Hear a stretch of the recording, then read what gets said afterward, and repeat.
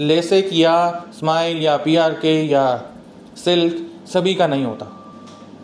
नमस्कार। आइए अब ये जानते हैं कि हम कैसे चूज़ करते हैं कि किस पेशेंट का या किस मरीज़ का हम चश्मा उतार सकते हैं और कौन सा प्रोसीजर करना चाहिए।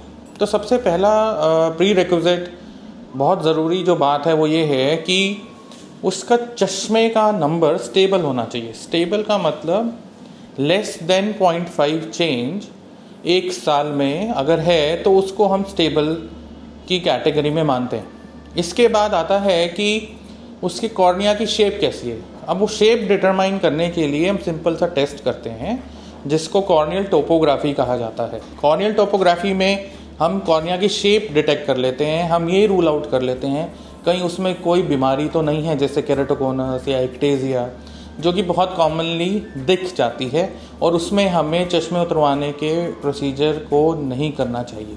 फिर हम कॉर्निया की थिकनेस कि उसकी मोटाई कितनी है, क्या हम ये प्रोसीजर उस कॉर्नियल थिकनेस पे सेफली कर सकते हैं, ये एक नेक्स्ट क्वेश्चन होता है जिसको हम उस स्कैन से आंसर कर पाते हैं।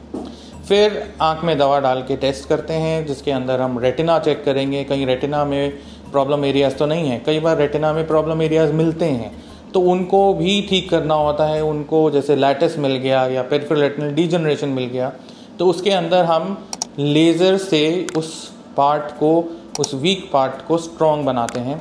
रेटिना लेज़र और ये जो मैं लेज़र चश्मा उतरवाने की बात बता रहा हूँ इनमें बहुत फ़र्क है। इन दोनों में कंफ्यूज नहीं होना है। रेटिना लेज़र करने के 2 हफ्ते बाद हम आपका कॉर्निया का प्रोसीजर जिसमें चश्मा हटाना होता है कर सकते हैं। बाकी अगर अब सही है सब कुछ तो हमारे पास बहुत सारे प्रोसीजर्स होते हैं कॉर्निया के। 5th इम्पॉर्टेंट बात होता है कि कहीं ड्राई आई तो नहीं है, कहीं कॉर्निया बहुत ड्राई तो नहीं है, क्योंकि इन प्रोसीजर्स के बाद ड्राई आई आना ही है। आपको ड्राई आई की ड्रॉप्स यूज़ करनी ही है।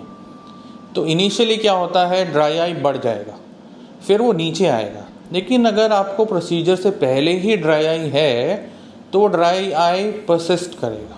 तो जितना ड्राई आई आपका प्रोसीजर से पहले वहाँ तक आके वो स्टेबल होगा तो आपको ड्राई आई की ड्रॉप्स तो लॉन्ग टर्म यूज़ करनी ही है।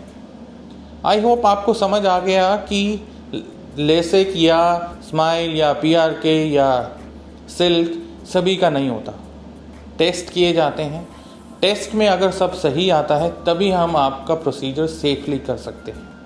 स्क्रीन पे आए नंबर पे आप कॉल करके अपॉइंटमेंट ले सकते हैं। टिल द नेक्स्ट वीडियो, धन्यवाद।